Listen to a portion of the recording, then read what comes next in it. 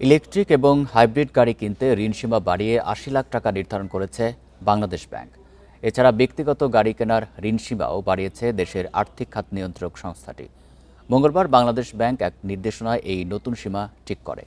প্রজ্ঞাপনে বলা হয়েছে, ইলেকট্রিক ও হাইব্রিড যানবাহন কেনার ক্ষেত্রে ব্যাংকগুলো একজন গ্রাহককে ৮০ লাখ টাকা পর্যন্ত ঋণ দিতে পারবে। এই অর্থায়ন সুবিধা সর্বোচ্চ ৮০:২০ হারে দেওয়া যাবে, অর্থাৎ ১ কোটি টাকার গাড়ির ক্ষেত্রে ব্যাংক গ্রাহককে ৬০ লাখ টাকা ঋণ দিতে পারবে। তবে অন্য গাড়ির ক্ষেত্রে ঋণসীমা সর্বোচ্চ ৬০ লাখ টাকা থাকবে। এছাড়া বিদ্যমান বাজার মূল্য এবং ভোক্তা পণ্যের ক্রমবর্ধমান চাহিদাকে বিবেচনায় ভোক্তা ঋণেও পরিবর্তন এনেছে কেন্দ্রীয় ব্যাংক। এখন থেকে ব্যাংকগুলো ৪০ লাখ টাকা পর্যন্ত ব্যক্তিগত ঋণ দিতে পারবে।